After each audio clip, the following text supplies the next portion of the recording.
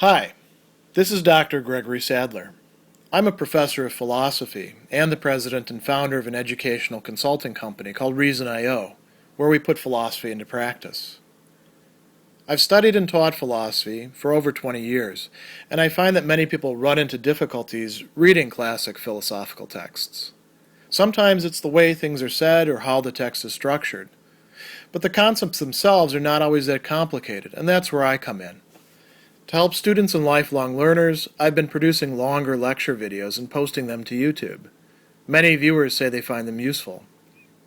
What you're currently watching is part of a new series of shorter videos, each of them focused on one core concept from an important philosophical text. I hope you find it useful as well. What is the function of pleasure in ethics and in the good life? Aristotle addresses this in Nicomachean Ethics, Book 10, by framing pleasure in terms of activities. And this is going to have a lot of important implications, some of which we'll talk about in other videos. One of the things that he starts with in discussing this is pointing out that pleasure itself is not what he calls an emotion, a kinesis, a process of change.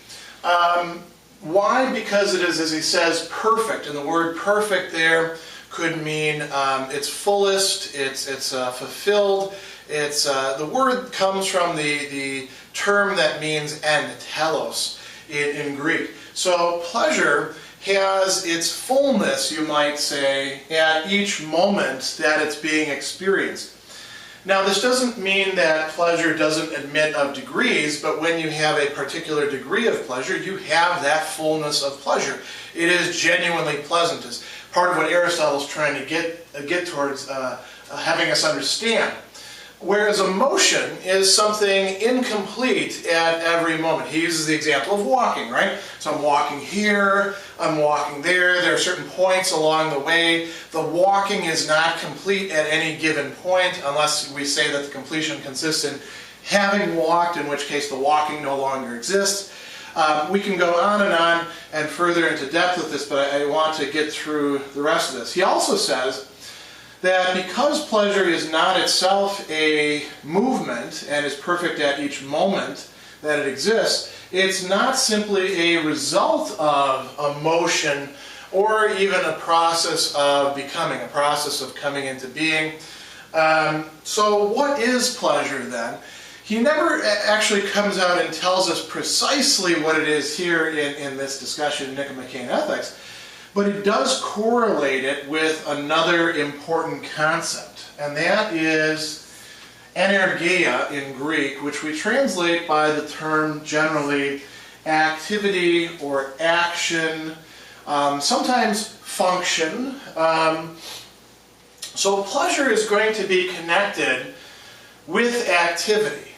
Pleasure arises out of activity. It's not something purely passive the way that we often imagine it to be. Instead, it's going to arise sort of as you could think of it here temporarily as a byproduct or as something additional, but it's really going to be intrinsically connected with activities. So Aristotle starts out by considering the senses, right? Sight, hearing, smell, taste, touch, all these other aspects of touch that we lump under the sense of touch. And Aristotle says each sense, each faculty, right, the capacity for seeing, acts in relation to its object. It does something. It has a activity or a function. What's the object for visible things? Well, the chalkboard. The video that you're watching right now, that camera right there really only has two senses. It has a sense of sight, you're seeing me right now, and it has a sense of hearing because there's a microphone in the camera. Ticks, those awful little arthropods that we get stuck onto us, apparently they only have two senses. They can sense heat and they can sense motion, or vibration rather, and that's what tells them to drop down onto something and to stick their little proboscis into us and start sucking the blood. Each of those senses has a determinate range of objects. If you think about what human beings can see, just watch some YouTube videos and you're going to see some amazing stuff, right? And that's seeing something that a camera is mediating. Now go outside and just look around. You want panoramic vision? Just spin, right? Now you've got your panoramic vision of things. Of course, you can't take it all in at once. But, we can go on and on and on. Think about what your nose can differentiate. Now think about what a dog's nose can differentiate. Think about what your palate can differentiate. Human palate is pretty well developed. Think about all the things that go with touch, hardness, smoothness. We can go on and on and on about this, right? Every one of those has to do with what Aristotle's talking about here. Each sense acts in relation to its object, not just the thing that's being seen right now, but the seeable, the whole range of what can be seen. He says that it acts perfectly, and again, remember this word perfect does not mean, the sense of perfect that we often have today, but it works to its fulfillment. It works to its full capacity. It works towards its goal, its end, when that sense is in good condition. So, for example, right now, the camera that you're looking at me through is a blur, because I need these glasses, right? There's something wrong with my sense of sight, which has to do primarily with those eyeballs that I'm using to mediate it. They're kind of out of shape. The lenses aren't quite the way they're supposed to be. So I have to supplement it with this prosthesis of glasses that now I put on, and now everything's very clear, although not quite the same color, unfortunately, because these have a little bit of tint to them. So that's one example. When you're sick, things don't taste the same way to you because your body probably needs different things, right? Or it's out of condition. When your sinuses are all clogged up, you can't smell much of anything, which also affects your sense of taste and might affect your sense of hearing if your tubes get blocked up. So when our senses are in good condition, then they act perfectly. We can take in what it is that they're providing us with, and then they produce a certain determinate pleasure. This doesn't mean that they don't produce any pleasure when they're not working to full capacity, but the amount of pleasure that they can produce is dependent on what they're able to do. So, for example, if you have damaged hearing like I do, too many concerts, and wearing headphones to full capacity, turned up all the way when you're not supposed to, and also not wearing my earplugs when I was in the Army, there are some things that I cannot hear as well that other people can, which means that I won't be able to take the same amount of pleasure in them because my sense of hearing is not working as perfectly.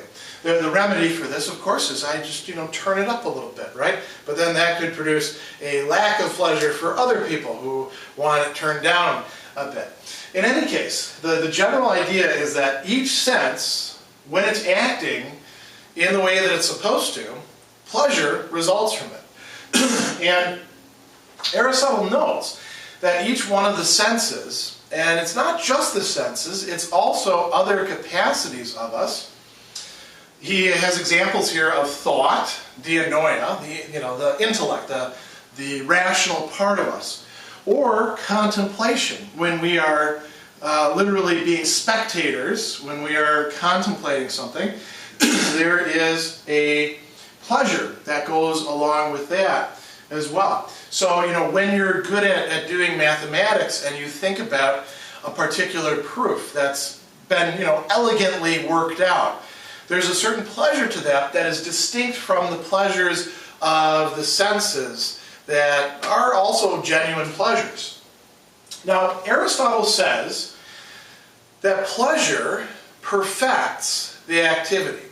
Again, this sense of perfecting means to bring it to its fulfillment, to make it fully what it is supposed to be, to fully actualize it, we might say, in the contemporary language.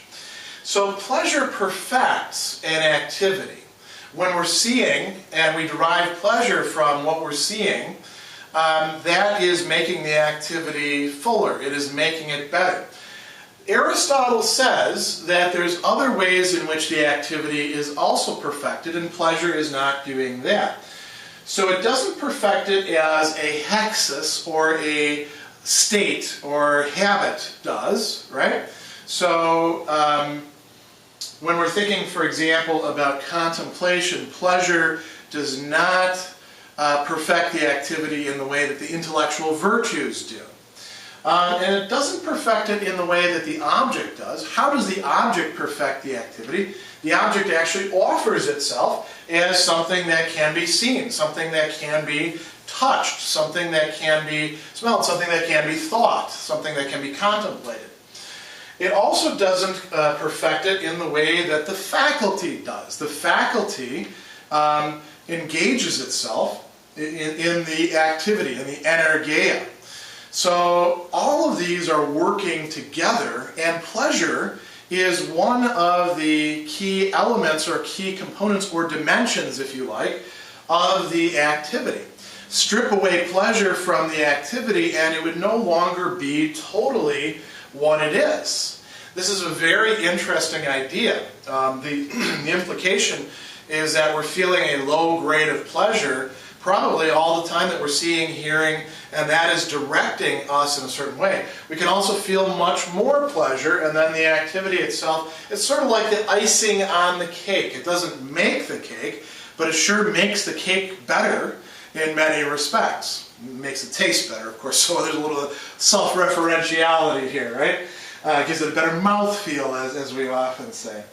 Now, one of the things that Aristotle says to sort of close this discussion off that's very interesting is that we are not capable, we human beings, that's not to say all beings, of feeling the same pleasures indefinitely.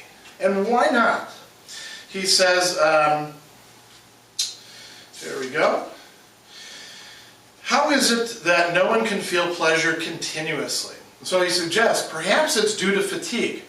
No human faculty is capable of uninterrupted activity. Therefore, pleasure also is not continuous because it accompanies the activity of the faculties. We can't always be seeing, even if you pry our eyeballs open, sooner or later we fall asleep, right? Although it's pretty hard to fall asleep when your eyeballs are pried open. You also lose focus after a while, you know? That's why if you've ever seen the movie that Clockwork Orange, where they've got that guy in the chair and they've got his eyes splinted open, they're having to drop eyedroppers in just to try to keep him working with that. Smell is a great example. Something that stinks or something that smells great, about 2 minutes later you really can't smell it much at all unless it's very, very strong because our odor receptors are not that powerful. Taste works in much the same way. Hearing, you could hear something continuously, but after a while you'll stop paying attention to it. Just like when you put on music and you're really attending to it and then you lose your train of thought and then you don't realize that you've listened to the entire CD. Same thing with intellectual activities, reading. Ever pass your eyes over a page and read through the lines and then realize you've gotten to the end of the page and don't remember anything that you've read because you weren't paying attention? That's the faculty sort of disengaging itself. So he says, it's for the same reason some things please us when new, but cease to give so much pleasure later. This is because at first the mind is stimulated and acts vigorously in regard to the object, as in the case of sight when we look at something intently. But afterwards the activity is less vigorous and our attention relaxes, and consequently the pleasure also fades. So the degree in which we're able to have pleasure depends in part on what's going on with these faculties and the activity that those faculties make possible for us. This is a very different look at pleasure than seeing pleasure as merely sort of stimulus response, a kind of passivity. This is a very actively oriented conception of pleasure.